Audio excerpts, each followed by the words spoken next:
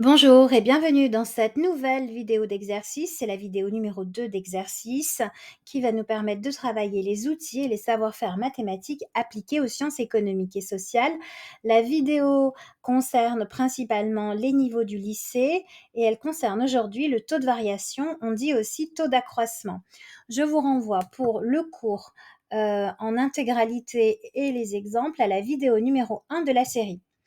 Alors, exercice 1. Le salaire de Rémi est passé de 5 000 € en 2022 à 7 500 € en 2023.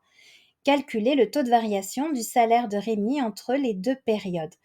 Rappel, le taux de variation permet de calculer une évolution, l'évolution d'une grandeur, quelle qu'elle soit, entre deux dates, à la fois d'en calculer le sens, hausse ou baisse, et l'importance. Alors, elle est exprimée, donc le taux de variation est exprimé en pourcentage. Ici, on peut utiliser la formule que je vous ai donnée dans le cours, c'est-à-dire valeur d'arrivée, c'est-à-dire la valeur la plus récente, moins la valeur de départ, ou la valeur à partir de laquelle nous sommes partis, divisé par la valeur de départ, c'est-à-dire la plus ancienne, celle à partir de laquelle on est parti. Et de multiplier par 100 pour obtenir un pourcentage.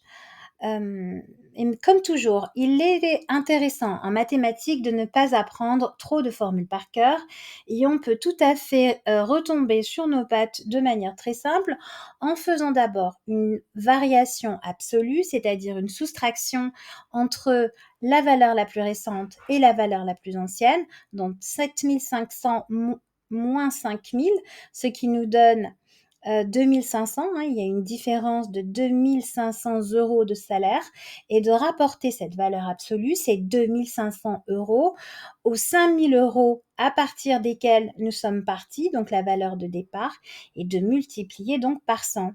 On obtient 50%, ce qui signifie que le salaire de Rémi a augmenté de 50% entre 2022 et 2023. Exercice numéro 2. Le revenu disponible brut de la famille Dupont est passé de 6 200 € par mois en 2022 à 5 500 € par mois en 2023.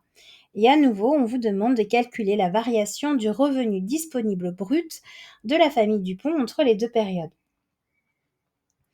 Alors, vous pouvez utiliser la formule valeur d'arrivée moins valeur de départ. Attention sur la calculatrice, n'oubliez pas de mettre les parenthèses parce que si vous écrivez tout à la suite 5200 moins 6200 divisé par 6200 fois 100, la calculatrice, elle connaît ses règles d'opération et donc elle va faire les divisions et les multiplications en premier. Donc attention à bien mettre les parenthèses. Donc on peut appliquer la formule valeur d'arrivée moins valeur de départ divisé par valeur de départ fois 100, ce qui donne moins 11,29%.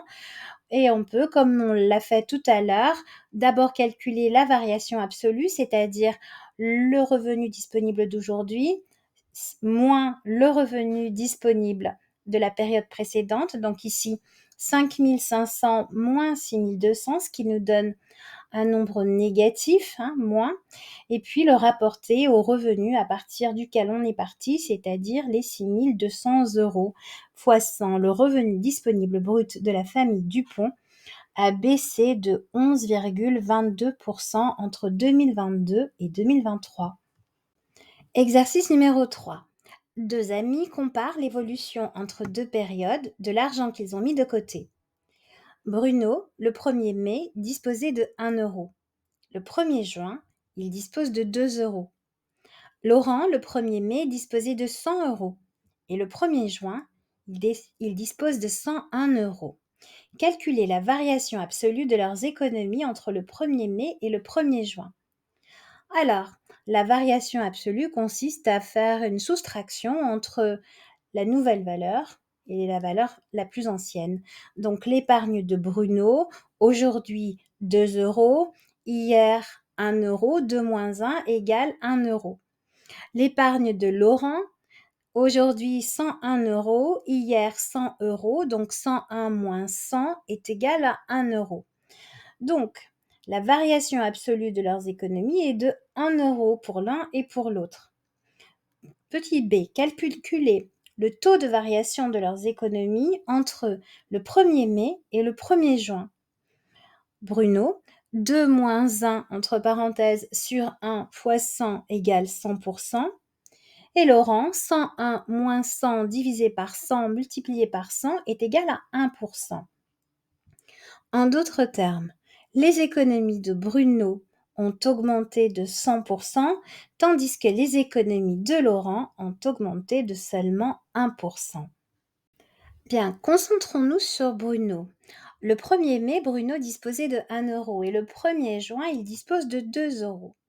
Le taux de variation des économies de Bruno, on l'a dit, est de 100%.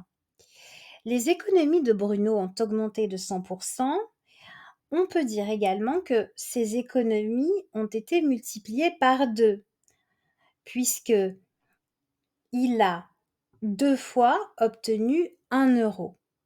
Donc, une hausse de 100% est égale à une multiplication par 2. Une hausse de 200% est égale à une multiplication par 3. Une hausse de 300% est égale à une multiplication par 4, etc. Il est préférable pour les hausses supérieures à 100%, donc les hausses plutôt fortes, de calculer un coefficient multiplicateur plutôt qu'un taux de variation parce que c'est plus parlant, c'est plus significatif. Alors comment passe-t-on du taux de variation au coefficient multiplicateur si on a d'abord calculé le taux de variation? C'est très simple, le coefficient multiplicateur est égal à, entre parenthèses, taux de variation divisé par 100, fermez la parenthèse, plus 1.